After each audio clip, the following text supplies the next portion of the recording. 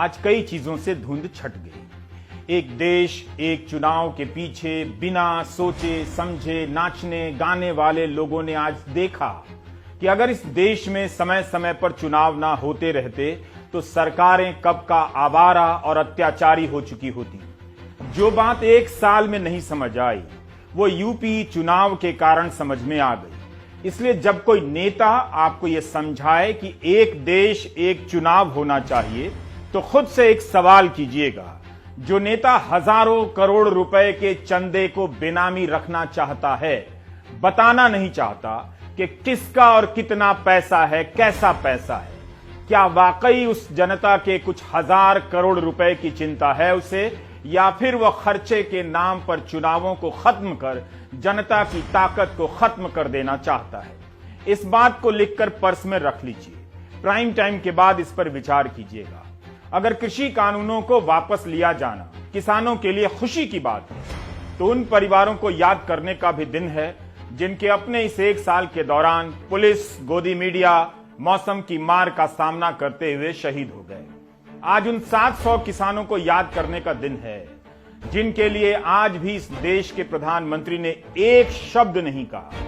क्या आप यकीन कर सकते हैं कि एक आंदोलन के लिए इस देश के 700 किसान शहीद हो गए और उस देश के प्रधानमंत्री ने इस एक साल के दौरान एक शब्द नहीं कहा। राम मनोहर लोहिया इसी देश की संसद के सदस्य थे जिन्होंने कहा था, अगर सड़कें खामोश हो जाएंगी तो संसद आवारा हो जाएगी। भारत का किसान खेती के हर सीजन में घाटा सहता है। घाटे और कर्जे के कारण वह टूट चुका है, आत्महत्या करने के लिए मजबूर हो जाता है। वह गरीब किसान इस देश के लोकतंत्र के फायदे के लिए हर मौसम में मार खाता रहा, मरता रहा, अपनों के द्वारा बिछाई जा रही कीलों और बरसाए जा रहे कोड़ों की मार सहता रहा। याद रखना चाहिए, प्रधानमंत्री जिस समय कह रहे थे कि वे किसानों से सिर्फ एक फोन कॉल की दूरी पर हैं, उसी समय किसानों की राह में कीलें बिछाई जा रही थी। मिस्ड कॉल से बीजेपी दुनिया की सबसे बड़ी पार्टी बन गई, लेकिन आज तक किसानों के फोन पर प्रधानमंत्री का मिस्ड कॉल नहीं आया, आज भी नहीं आया। अंग्रेजों ने हाथ और पांव में बेड़ियां पहनाई, लेकिन आजाद भारत की सरकार ने कीले गाड़ दी ताकि किसानों के पांव ठहर जाएं। भारत का किसान जो हर दिन अपने खेतों से कांटे निकालता रहता है, सरकार के बिछाए इन कांटों को झेल गया। प्रधानमंत्री किसानों को समझ नहीं रहे थे, बल्कि अपनी ताकत समझा रहे थे कि सरकार चाहे तो ऐसा ऐसा कर सकती है। किसानों के दिल्ली आने के रास्ते में बड़े बड़े बोल्डर लगा दिए गए, कंटेनर लगा दिए गए ताकि उसे पार कर किसान दिल्ली ना आ सके। किसानों को दिल्ली आने नहीं दिया गया। सुभाष चंद्र बोस का नारा था, दिल्ली चलो। जब यह नारा किसानों का हुआ तो दिल्ली वाली सरकार को खटक गया। टूल किट का बवाल खड़ा किया गया कि अंतर्राष्ट्रीय ताकतें देश के खिलाफ लगी हैं। 20 साल की दिशा रवि के साथ क्या हुआ? गोदी मीडिया को आगे कर एक भीड़ खड़ी की गई किसानों के खिलाफ। गोदी मीडिया के जरिए पहले मिडिल क्लास को किसानों के विरोध में खड़ा किया गया, फिर उस मिडिल क्लास को महंगाई से मरता छोड़ दिया गया। मिडिल क्लास के पास महंगाई का समर्थन करने के अलावा कोई चारा नहीं बचा। वो किसानों के पास जाता भी तो किस मुंह से जाता? अगर किसानों के प्रति नीयत होती, नीयत में पवित्रता होती तो इतना सब होने के बाद भी अजय मिश्रा मंत्री पद पर नहीं रहते, जिनका बेटा इस केस में जेल में है किसानों के मारने के जुर्म में, आरोप में, और सुप्रीम कोर्ट हर सुनवाई में फटकार लगा रहा है कि बचाने की कोशिश हो रही है। तालाबंदी के बीच किसानों को अंधेरे में रखकर अध्यादेश लाया जाता है। किसान आंदोलन करते हैं, फिर संसद में कानून भी पास होता है। सरकार कोर्ट में किसानों के खिलाफ मुकदमा लड़ती है। इसलिए जब कृषि कानूनों को वापस लेने के लिए प्रधानमंत्री मोदी प्रकाश पर्व को चुनते हैं तो बहुत सारे उनके फैसलों और चुप्पियों को भी रोशनी में लाना जरूरी है, जिन्हें अंधेरे में रखने की कोशिश की जा रही है। मैं आज देशवासियों से क्षमा मांगता हूं, सच्चे मन से और पवित्र हृदय से कहना चाहता हूं कि शायद हमारी तपस्या में ही कोई कमी रही होगी, जिसके कारण दिए के प्रकाश जैसा सत्य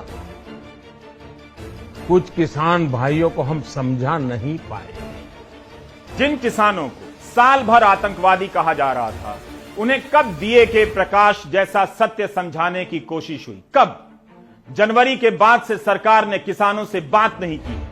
तपस्या किसानों ने की, लेकिन प्रधानमंत्री कह रहे हैं उनकी तपस्या में कोई कमी रह गई। 700 किसानों ने जान दी, लेकिन तपस्या प्रधानमंत्री कर रहे थे। आज भी उन्होंने किसानों के आंदोलन को कुछ किसानों का आंदोलन कहा, यानी कानून वापस हुआ, किसान आंदोलन के प्रति नजरिया नहीं। सरकार अब भी इन किसानों को अमीर किसान और कुछ किसान के रूप में देखे जा रही है। यह थी सरकार की तपस्या, किसानों के खिलाफ किसान सम्मेलन के जरिए अपना किसान खड़ा करने की तपस्या, यह साबित करने की कि किसानों के आंदोलन में कुछ किसान हैं, अमीर किसान। सरकार ने किसान आंदोलन के खिलाफ भयंकर प्रचार युद्ध छेड़ा था। राज्यसभा में कांग्रेस सांसद नासिर हुसैन, राजमणि पटेल के सवाल के जवाब में कृषि मंत्री नरेंद्र सिंह तोमर ने कहा था कि सितंबर 2020 से जनवरी 2021 तक केवल 5 महीने में 7.25 करोड़ से अधिक की राशि खर्च की गई कृषि कानूनों से जुड़े भ्रामक बातों के प्रचार को खत्म करने के लिए। करीब 68 लाख रुपए की लागत से फिल्में बनाई गईं किसानों को समझाने के लिए।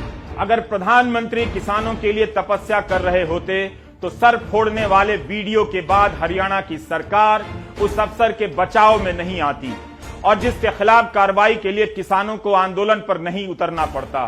अगर प्रधानमंत्री तपस्या कर रहे होते तो अजय मिश्रा आज मंत्री नहीं होते।